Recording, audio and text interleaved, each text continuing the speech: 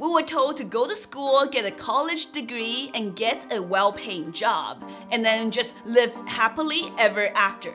Well, I think we both know the reality is far from that. Hello, my name is Shay, aka Humbled Trader. Yes, before day trading, I had a real job. In this video, I'll be telling you the story of why I quit my six-figure job to day trade, and most importantly, how I prepared for this big transition. So if you're considering to quit your job one day to become a full-time day trader, make sure to keep on watching. And don't forget to drop a like for every single resentment you have about your job. Because oh boy, am I gonna spill the beans here. I graduated college with a degree in film and VFX. My dream was to create 3D computer-generated films like the Hollywood blockbusters you see nowadays, Marvel superhero movies, Harry Potter, Lord of the Rings, or completely animated films like Pixar's Toy Story. I thought my life would be fulfilled if I could one day get my name on the movie end credits.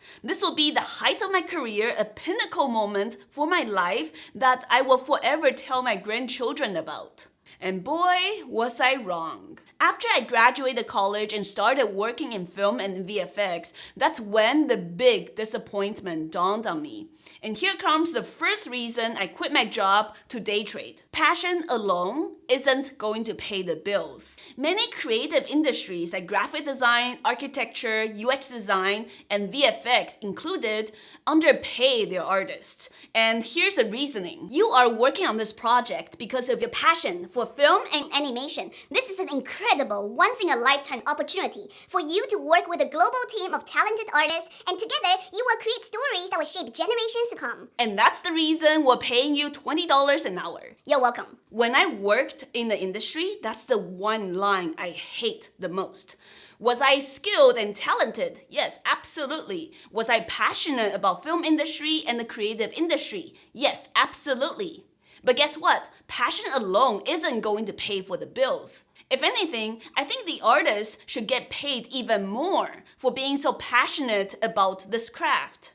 On top of that, many artists in the VFX industry had to take out six-figure student loans to enroll in college, to pursue this dream and pursue this passion for their industry. How is it possible that we have Hollywood blockbusters that make millions of dollars in the first week of box office? We see producers walking away with bonuses and actors getting paid fat paychecks, but the thousands of artists doing the heavy lifting, working behind the scenes, creating those memorable stories and stunning visuals have to live paycheck to paycheck. The VFX artists, the animators, modelers, designers, surface artists, they are truly the foundation of what make up the modern movies. Without them, your movies will look like this.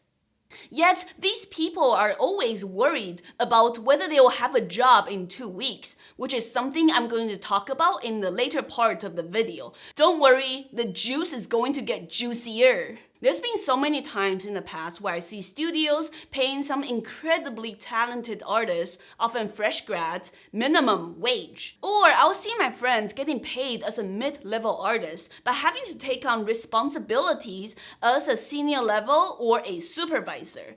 All because the studios didn't want to give them the official title that deserves a big raise. So think about this. How can you not feel so disheartened when the industry you loved and you spent years of your lives devoted to doesn't love you back? The second reason I decided to quit my job to day trade is because of the lack of security working in this industry. To sum it up, artists are treated as disposable articles rather than valuable human resources that lift up the entire industry. Full-time, permanent positions are very hard to come by in the film and VFX industry. Everything is based on short-term contracts, such as 3 months or 6 months. I've even done contracts that are as short as 2 weeks. Since most VFX artists are on short-term contracts, that means the studios could easily let them go. And in between the contracts, the artists often have to go on weeks or months of break without pay. This situation created a vicious cycle of unstable income. I was constantly worried about whether I'll have another job lined up in a couple of weeks, and a lot of times the artists are constantly on the move in order to chase after the next job. This was the reason I moved from Los Angeles back to Vancouver, and I've moved between plenty of cities in the United States before. And I still know friends who are constantly on the move every other year, chasing the next job in Vancouver from LA to Montreal to Austin to London and Sydney. It's no wonder the divorce rate in the industry is so high. Let's be real. The last thing you want to do after going home from a long week in a dark studio is to do your dishes and take out the trash. I'm just saying this for a friend, you know? The third reason I quit my job to day trade is because the lack of meaning I get from my job. At first, when I started working, the dark offices with no windows looked really edgy. The long hours during the week sounds like a great team building experience. And the overtime on the weekends, well, that sounds like a great opportunity for me to pay off my student loans faster. How cute. After a while, I no longer found what I was doing day in and day out meaningful or serve any purpose. You could say I was jaded about this industry. But after all I've described to you earlier about this industry, would you be that surprised that an overwhelming amount of VFX artists all eventually feel the same way? I remember one of the last major productions I worked on. I was surfacing a very minor prop, and this little prop went through, I kid you not, 37 revisions. And this was an extremely busy film production. I had like 10 other more important environments to model and surface. From the amount of time I had to spend on this little prop, you would expect this thing to be very prominent on the big screens, like the One True Ring on the Lord of the Rings or the Dragon's Egg in Game of Thrones. But guess what happened to this little prop? It ended up on a shelf behind a dusty glass, and maybe you will see like 2 pixels of it on the screen. I remember while sitting there in a windowless studio, just one of the many artists doing the same thing, thinking, is this job really worth it? Is this really why I went through 4 years of college for? What is the purpose of this? Where is the creativity? Just so another big studio can roll out more merchandise and sell millions of toys to kids in the theme parks. Is this it? On top of that, the VFX industry is notorious for gender discrimination and workplace harassment. Unfortunately, I've had a few unpleasant instances happen to me myself, and I had to see my female colleagues and friends experience the same thing. And HR did absolutely nothing. Well, I can't say nothing because they did the bare minimum to cover the company's ass. You know, the courtesy one-on-one meetings and note-taking, and then just crickets. All of these experiences led me down the path of rethinking the purpose of working. Did this job have any meaning? And even if it did, was it really worth it at the expense of my mental and physical health? I've talked about this on this channel before, that my right arm is fucked. I have tendonitis, and that's a direct result of working long hours in VFX. And that's not it. Because of all of these toxic things happening at work, I developed a severe anxiety attack. There was a period of a couple of months where I would wake up in the middle of the night with hives all over my body. You see, I didn't quit my job to day trade for the simple reason that the job didn't pay me enough.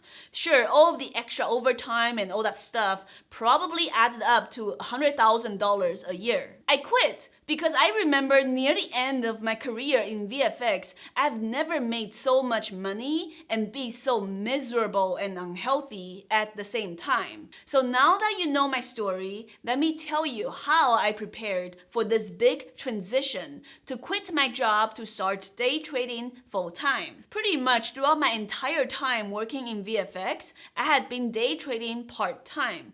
At first, it was just a way for me to supplement my income. income, especially during the weeks or months in between the contracts. Then as the years go by, I grew increasingly frustrated about my full-time job in VFX. That's when I realized, hey, this day trading, this little side hustle passion project of mine could eventually be my backdoor out. Yes, you could argue that trading is equally stressful, or that the income is just as unstable, but that is to be expected the first year. That's the reason I always stress on this channel, please start with paper trading. Then when going live, risk small amounts of money first, like $10, $20, or $50. Make sure to check out my video called How to Start Day Trading as a Beginner in 2021 to learn how to get started. And take these initial losses as market tuition. We all start out losing, but you can choose how much you want to lose as a beginner. And most importantly, don't quit your job right away. You need a job to pay for your bills and of course, the market tuition. That was the mindset for me as I go into trading part-time. And thanks to my job in VFX, I was able to refund all of the small accounts I lost. And that's what kept me going as I started learning, testing out new strategies, risk management, and improved my discipline over time. Since I live on the West Coast, I would wake up at 4:30 to 5 a.m. every day to do pre-market planning. This is still something I do till this day. And I would trade from 6:30 my local time, market open, all the way to about 8 to 8:30. And sometimes if the market is really hot, there's a lot of stocks flying around, I would show up to work late, like 10 or 10:30 a.m., just sneaking in from the back door, you know. I'm not suggesting you should go to work late, but if you do, shh, just don't get caught.